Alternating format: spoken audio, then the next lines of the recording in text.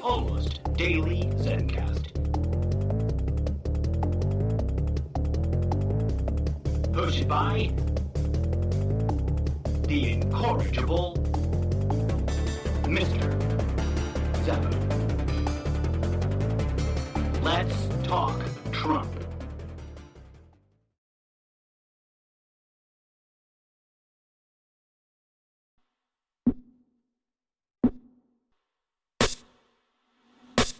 Before we get into the Trumptopian madness, a quick Remix Live imaginary DJ track, Senbei 6. It reads on the text of the file, Shirt and Lucky Extra Good, but I think it was supposed to be Short and Lucky Extra Good. I don't know.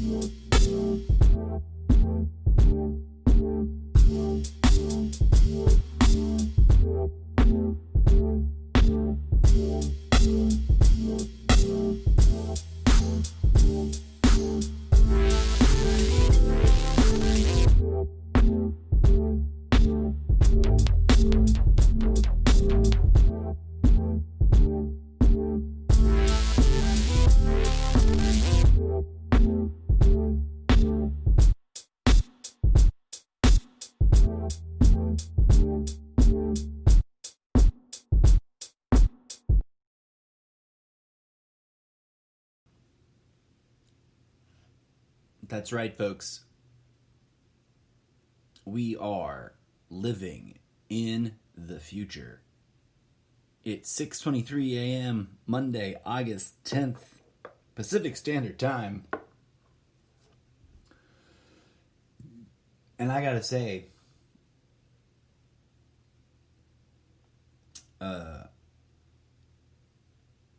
this hit me like a ton of bricks this morning.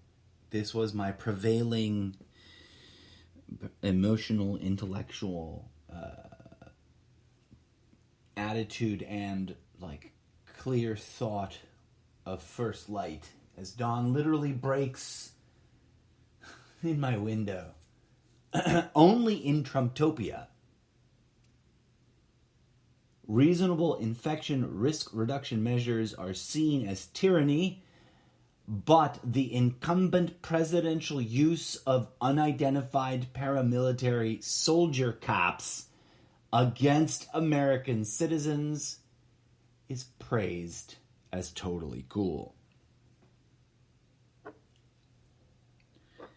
We've already crossed that line. That is not breaking news. All of this is the chaotic swirling eddies of everyone's perception adjusting to this threshold having been crossed.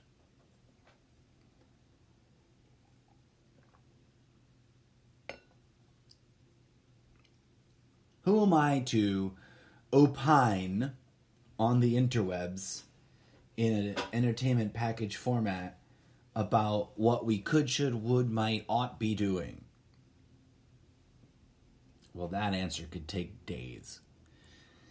But it is my free speech right, whoever I am, whoever you are, to speak about it openly if I feel it might contribute, especially if I feel it might contribute to the greater good without causing harm, right? And I think my theoretical and pragmatic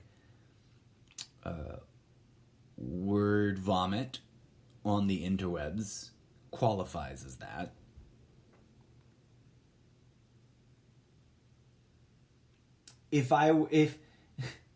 If Shakespeare were here today, there'd be odes to Trumptopia, like sonnets written in the form of like love letters to its the personified Trumptopian empire, its absurdities and its foibles. What the world needs now, in my humble opinion, as an amateur broadcaster of socioeconomic, political, talking monkey bobblehead, words are cheap and so is bandwidth, opinion shows, what the world needs now is neither a saccharin-filled, manufactured toxicity beverage, nor what's that other one? There's another one where it's like a silly thing, but rather a swift spiritual kick to the metaphorical head that alters our personal and collective perception of reality forever, towards clarity, I think. And that is formally known, and I forget what culture this is from, but I'm always reminded of it whenever I come across this weird, awkward favorite movie of mine, which we can discuss because it kind of all relates. But the word is chakabuku,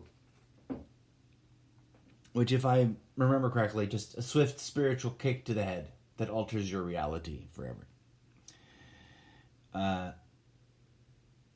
Wouldn't you agree, dear friends and listeners? Wouldn't that be a great, huge help to the world at large? I think it would. But I digress. It is the start of a new week. A shining, gleaming Monday. The entire East Coast of which is already like well into their midday. Like they're already. Is it noon yet? No, of course not. It's not that. I don't know. I'm just a crazy stoner philosopher that has no idea, no real grasp on. But of course I do. I have tools for this. It is 9:28 a.m. on the East Coast. Hello to you, East Coasters. I can literally see a fun sort of theater pantomime, Oculus projection of sunrise on my shuttered, not quite blackout rolly curtain things that I have in my office window.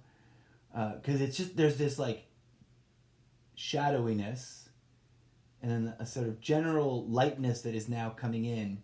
But in this corner over here, this growing, golden, beaming gold sunrise color. And it's delightful. And it's just that I think that we're experiencing sunrise of somewhere over there, but there's a series of mountains right here, and that's all kind of bouncing off the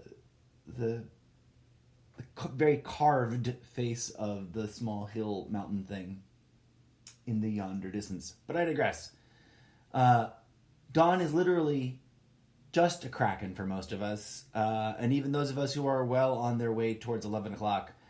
It wasn't that long ago, was it?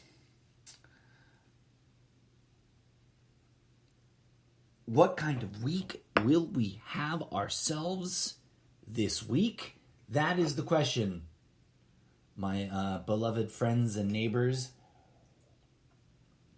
my fellow cosmonauts on the journey through time-space. A flashback to something, I've probably referenced this on the show before, but I think it remains relevant, and seeing as I'm on a totally unplanned, I just pushed myself off the ledge of, I gotta put a show on. Here's the thing, I think it's worth repeating. According to my notes app, whichever one of the various notes apps. Which one is this? This is the green one. What's the green one called? How do I expand? Expand window. No. Anyways. Evernote. There it is. I originally... What happened to the number? There was a date and a time with this, and now it's gone.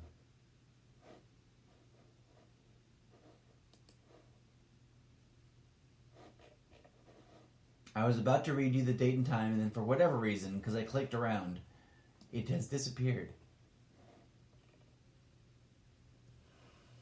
But whenever I wrote it, whenever I captured it, is it up here? Can I see the...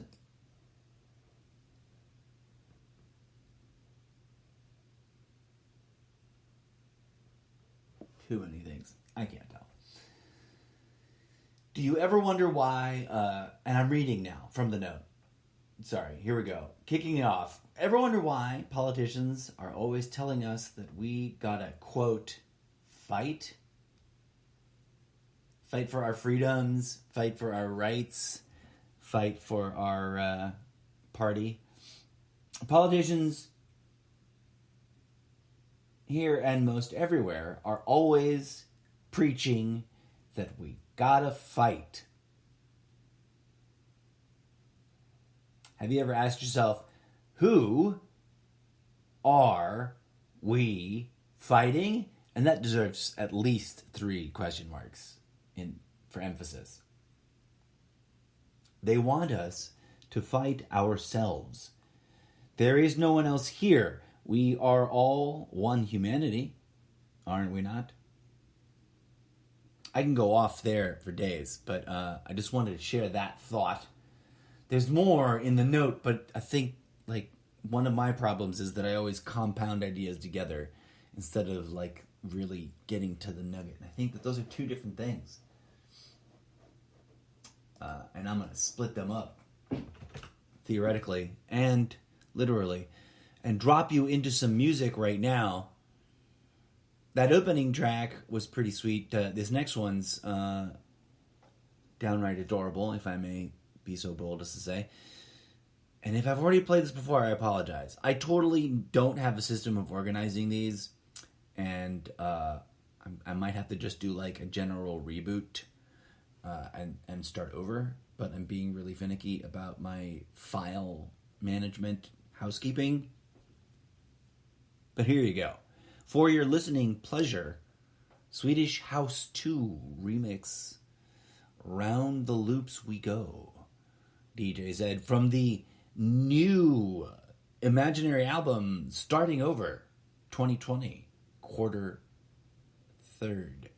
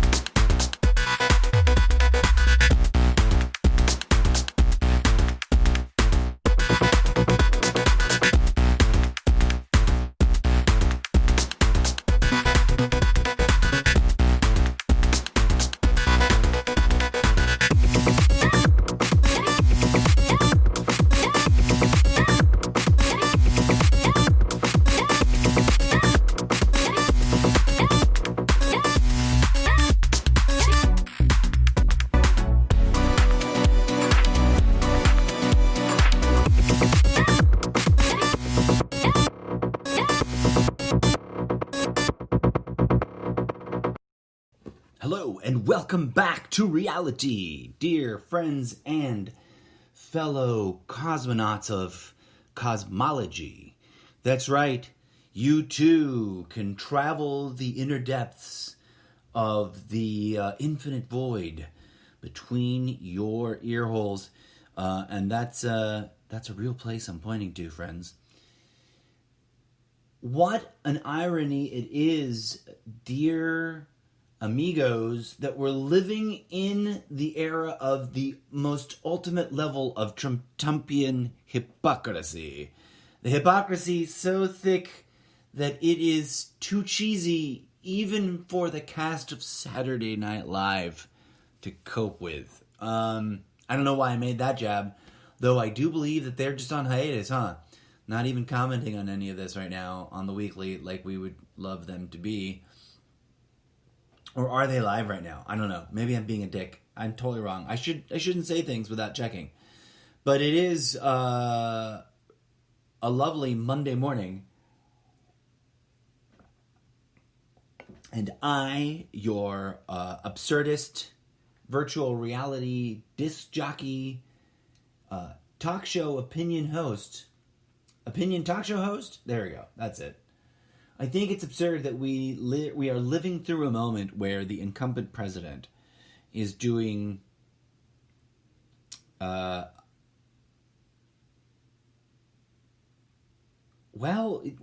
precisely what he's doing in all the ways that he's doing it, and that this most recent, like, bizarre, nouveau riche, bougie AF presidential decree from golf course thing from over the weekend, which was the impossible bingo card moment of all bingo card moments. Who had that on their card, right? I don't know. I did. Bingo. Tyranny from the golf cart. Although he wasn't literally on a golf cart when he proclaimed these things and then signed these executive orders. The hypocrisy. For those who are so up to minute with the logic from within the various camps of the various levels of alternative right politics, or so disconnected that you don't even know what it means in the opposite direction. Executive orders. Executive orders are this punching bag that when, they get beat up and used and beat up and used and beat up and used and used and beat up. Whatever you think... Okay, first of all, God, I have so many thoughts all at once, it hurts my brain. And my mouth is like, just pick one. First of all, those who are, like, hero worshipping him, like, almost on cue for having signed executive orders into existence that are paltry, redonkadonk sounding, and technically, I think, not legal. Not technically illegal, but so much as it so outside of the purview of his legally prescribed checks and balanced sort of limited powers as a temporary king in the house of whiteness, that he's not allowed to do it, right? Like, according to our own, to the very document we all intellectually masturbate to, he can't do this. So it's an absurdist clown act of him to, and also, while some of it is kind of cool, like, I would have loved it if in my generation, right in the midst of failing out of college, all of a sudden all my debt from college was wiped clean. I would have tried to ride that somehow as a student and, like, take more classes while still able to qualify for it being wiped. I don't know. Because we all do, right? Who doesn't? Human nature. Let's capitalize on the situation. We can excuse a lot of behavior with that, can't we, friends? But, what's my point? the sort of brown paper bag with shit inside lit on fire of it all, like the gift, the nugget of stupid, if I may, gift that he puts in the middle of his presidential, his, what is it, 4 or 5 featured presidential decrees from the weekend, is this temporary tax credit waiver, that is a shitbag thing to do. I'm going to not take the taxes out of your payroll for you so you can enjoy spending that money, which may or may not help the economy. Okay, a little bit, probably will. But you may, as an individual, may or may not spend responsibly. And either make you have to trip all over yourselves to pay for it off later, and I mean, like, make everyone's life a little bit of a pain in the ass next tax season, right? When we've all forgotten about it because of whatever. Or, I'll reward you for re-electing me. Hang on a second. Let's pause right there, right? So this tax maneuver that he's pulling, from one perspective, at one level of analysis, in my humble opinion, does indeed appear to be a bit of a bribe to the American population of eligible voters. Just like right there, in plain view, like, fuck all, never mind what you think about how stupid it is that I'm signing decrees. I'm also idiotically waving a shitbag sandwich of stupid that looks like a cheesy bribe to American voters, like, short-sighted enough to think that they're going to really win big with that for voting with him, because if they vote him in, he'll waive it and forgive it, which just means you're shortchanging your own Social Security when you're going to need it most, right? Like, Social Security is something, as a person who has lived most of his adult life here in the United States and paid into a Social Security account because I have a Social Security number, because I'm allowed to, according to the law, I followed all the rules, just like everybody else who has followed all the rules. That's money that I paid into. Maybe one could think of it as I gave consent to the process being automated, but others might say that it was coerced onto me. But either way, for every paycheck I've ever received, chink, some money went in the bank, and I'm supposed to be able to rely on a dependable monthly check being issued back at me.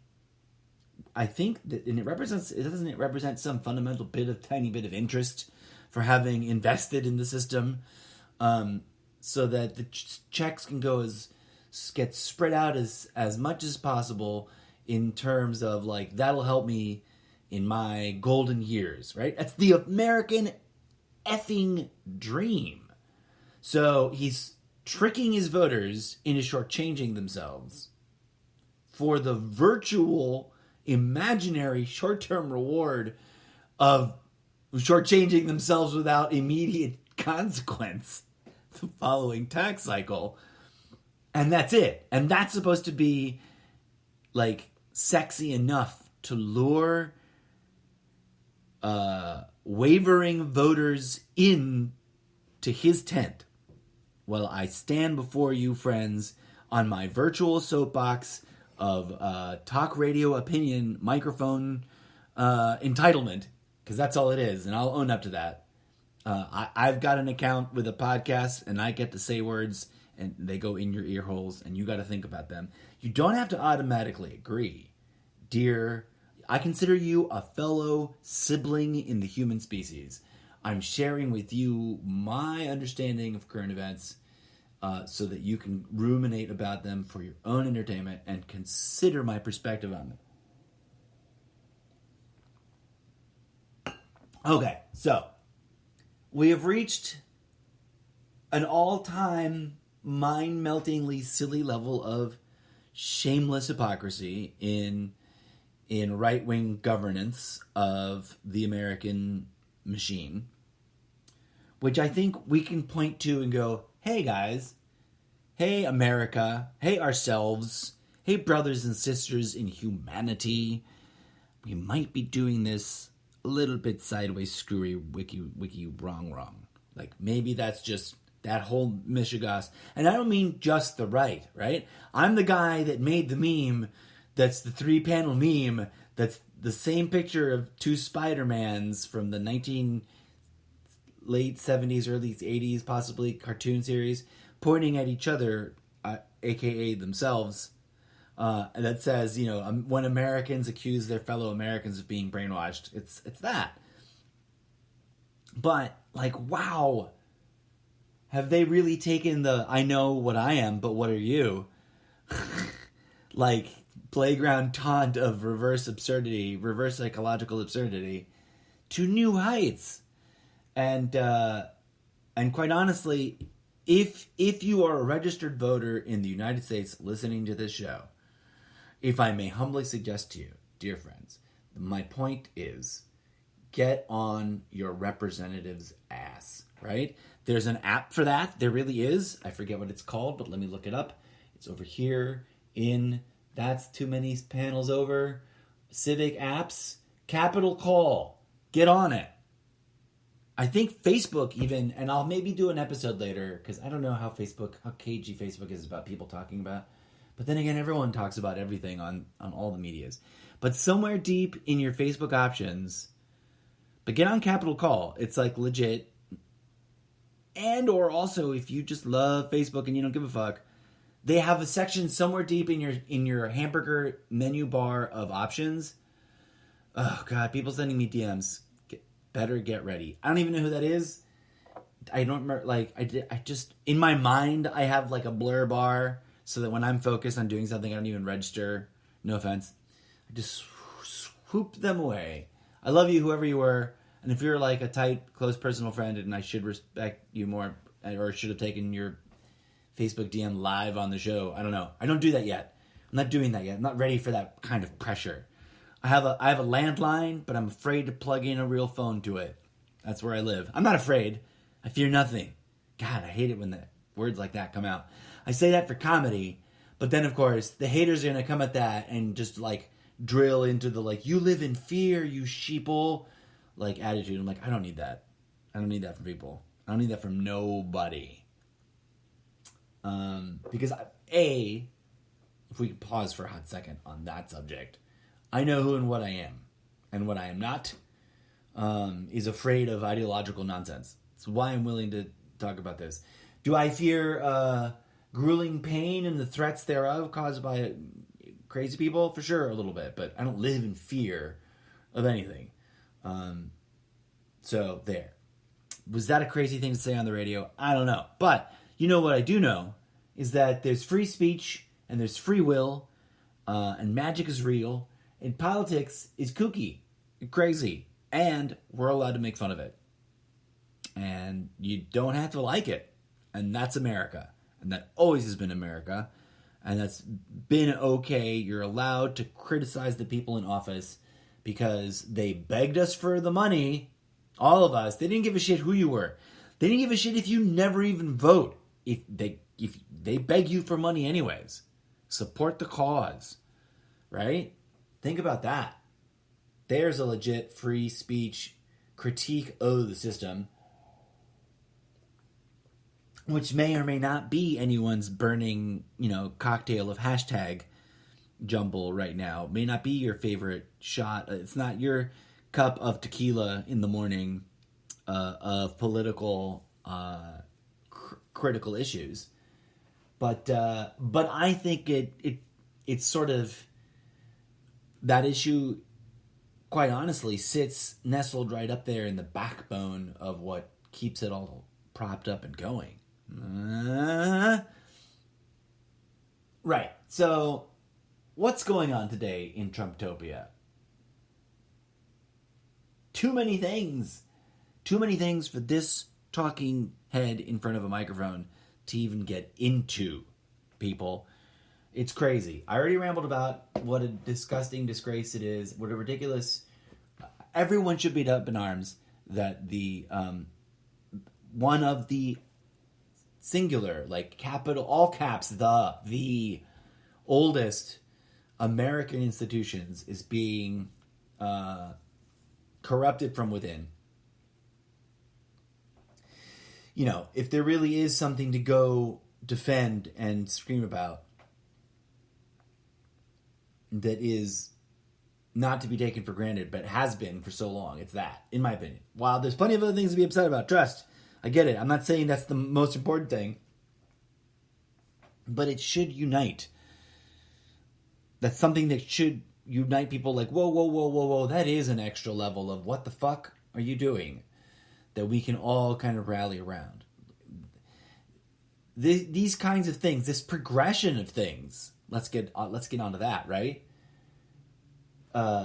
Because this progression of actions that you can stitch together, from tweeting the very sort of presumptuous and absurdly un-American suggestion of delaying the election, as if, I think he thought perhaps, I mean, the way that tweet read, it didn't seem like too outlandish of an idea to consider that, you know, he would just presume that he would presumably remain president until it all got sorted out. Like, that's exactly the kind of thing that, you know, they're protesting in how many countries right now in the world. I was reminded, and no matter where you are on media news, you got to give it to them. They do remind you of things in the world that are actually going on, to some extent, worthy of taking note. That there are quite a few ongoing, you know, national debates about extracting everyone who is currently in a position or office of power to just reboot the government. And I think you can do that without a civil war, first of all, if I may just put that on the record. Because there's so many... It's really quite frightening to have to say this, folks, but in Trumptopia, it is a reality that we live in a moment in history where there are too many of us, too many of our friends and neighbors that are a little bit like fixated on and maybe kind of starting to get visibly foaming at the mouth at the notion of participating in a civil war. But what makes zero sense is there's no clear sense of what the dividing line is, of who, like, it's not North versus South, right? We're not talking about that kind of civil war. We're not trying to resurrect grand old Dixie and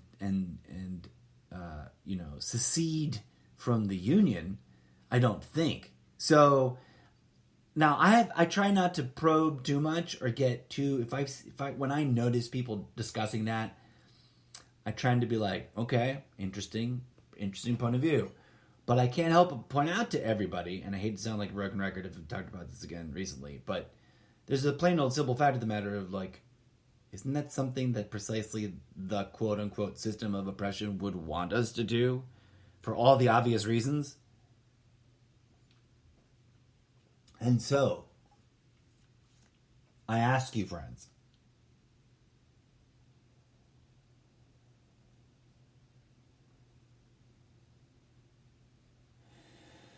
how does one apply the brakes to this dumpster fire of a runaway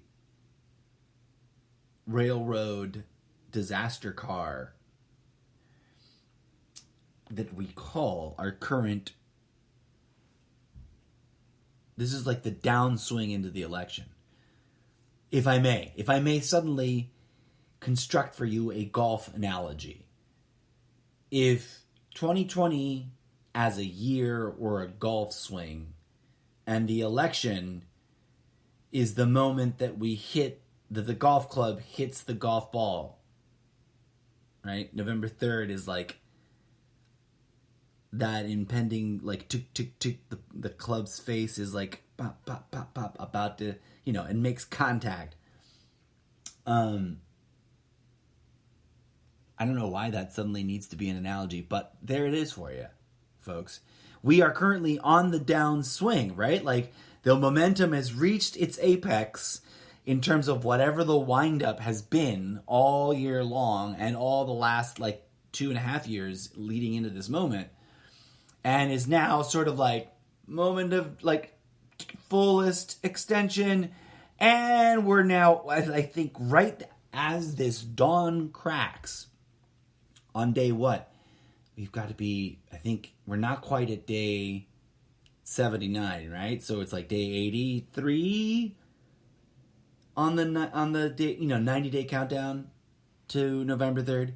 I think we're there. I think the club has reached its maximum spring back point, and it's in that pivoting moment of no longer ratcheting in that direction it was going, and now it's begun its forward downswing, right? We're in that pause, if I may.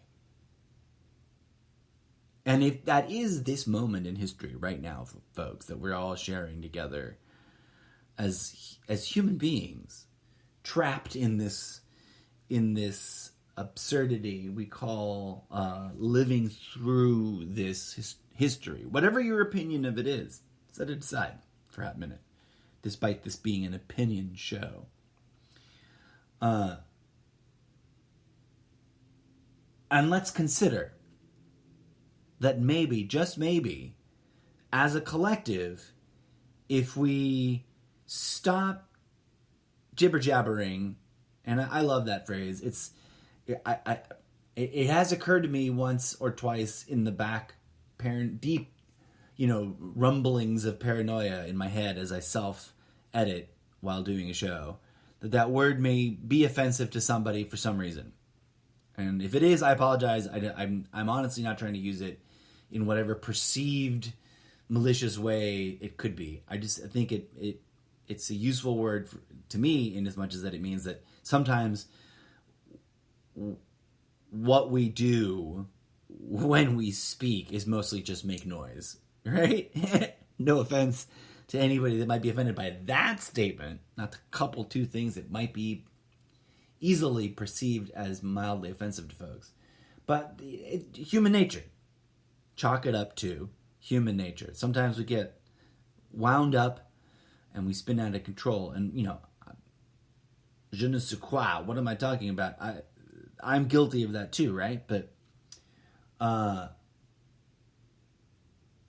if we gather our focus, if we know where we are, to continue with the analogy of the golf club, that downswing, this moment, can either be a total clusterfuck mess of missing the ball and over swinging and wrenching our back and falling to the ground in misery and hitting ourselves with the club and also losing the club in the water.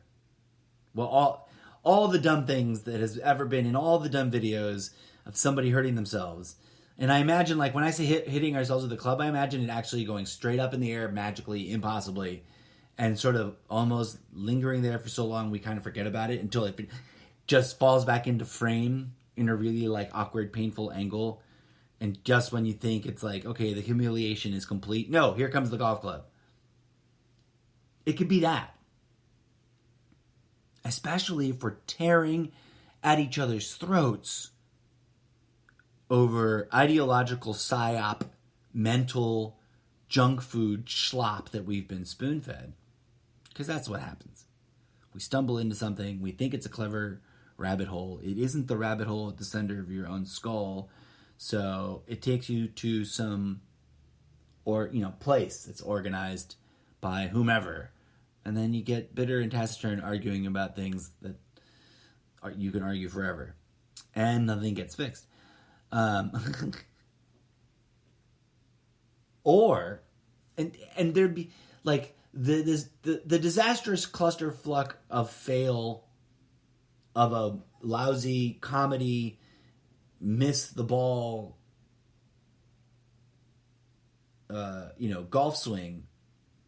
If we do that, or should that be what happens, that doesn't necessarily mean that like Trump wins, right? It just means that it's all a miserable mess. Although I guess no, it should be. That's like, we don't want that, because if we do that, obviously it's sort of like Trump wins and he gets reelected. I almost loathe to say those words out loud.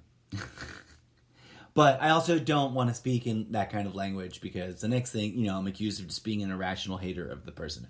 I do not irrationally hate anybody in politics. I just worry that the corruption, which is more than what we acknowledge, right? It's the key to my whole thesis is that there's more than just the regular corruption going on. There's a deep-seated spiritual corruption, a deep-seated, generations-old spiritual corruption anchored in spiritual trauma that's involved in all of this. So if you're not clear on that, my whole worldview might make more sense if you kind of wrap your brain around just that sentence right there. But I digress.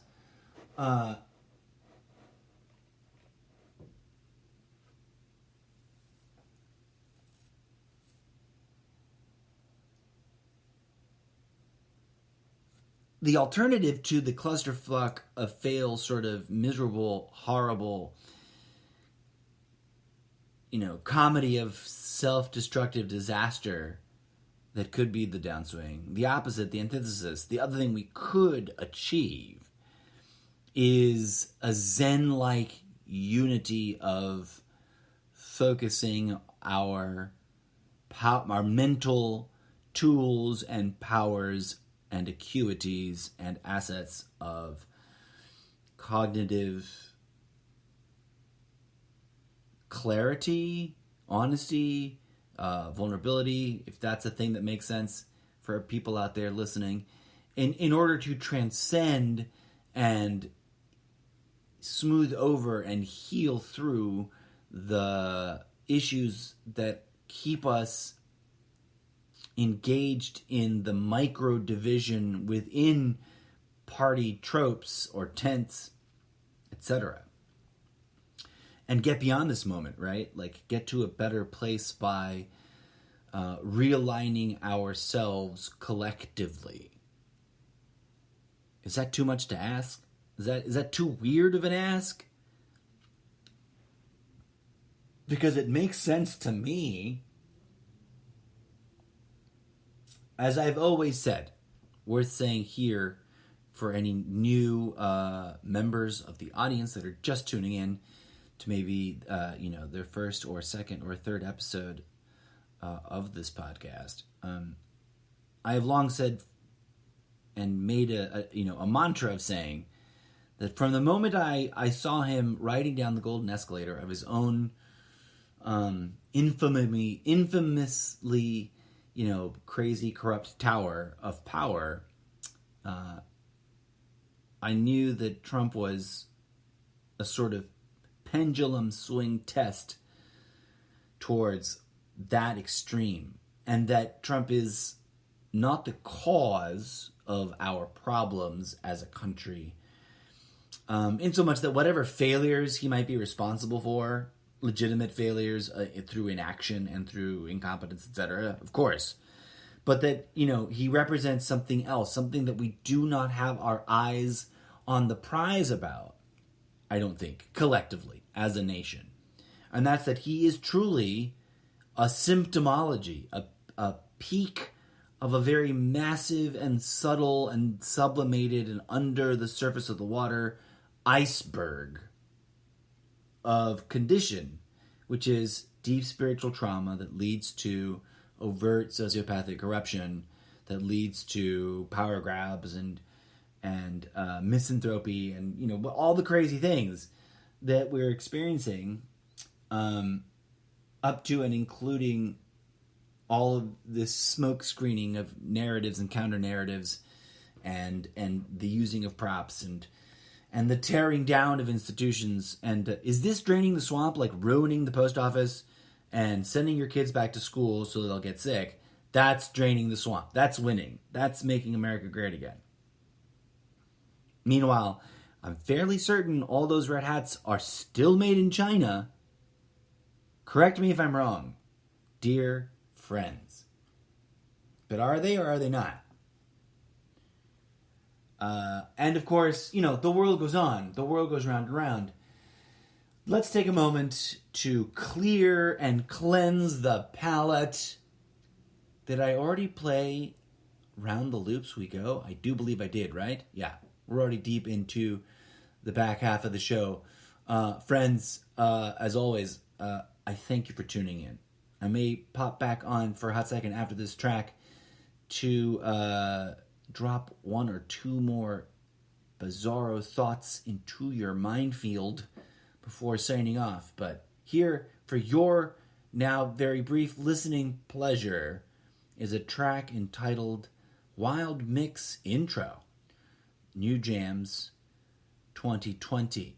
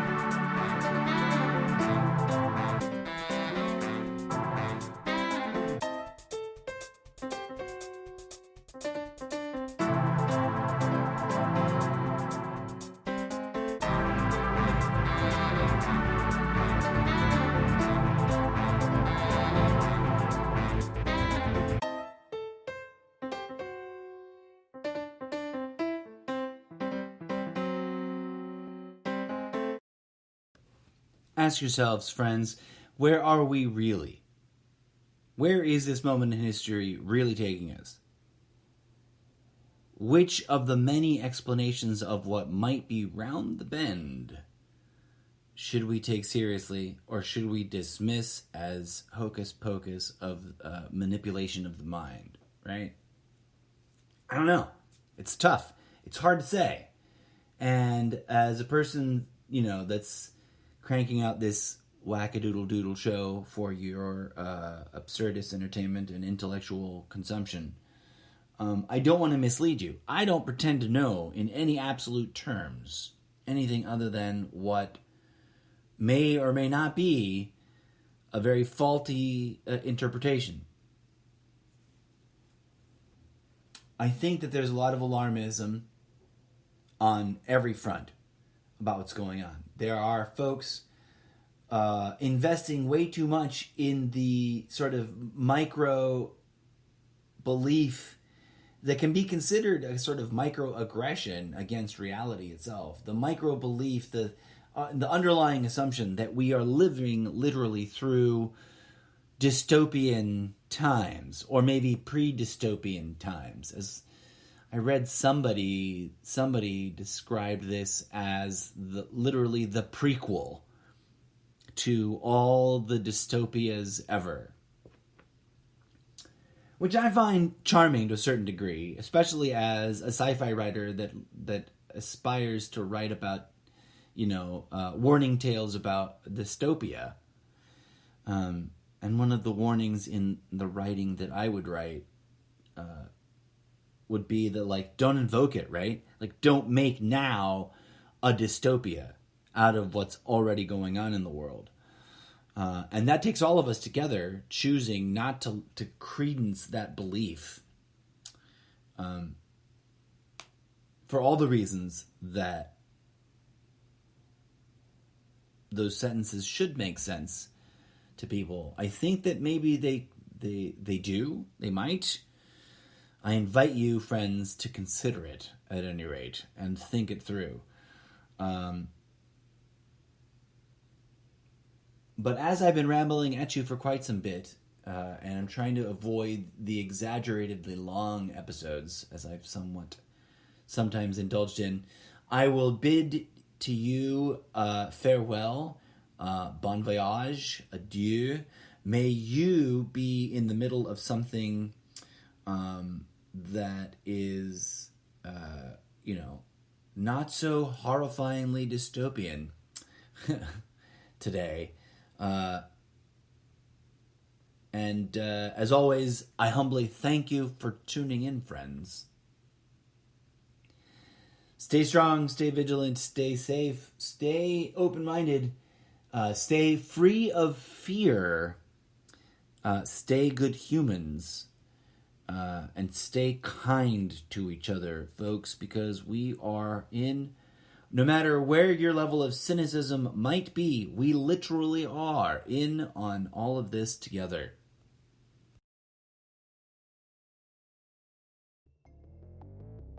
And that is the latest madness from behind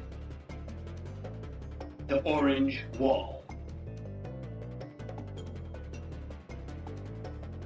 Thank you for listening to GMT, a special segment of the Almost Daily Zencast.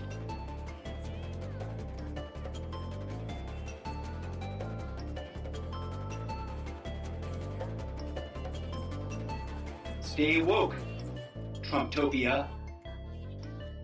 Stay woke.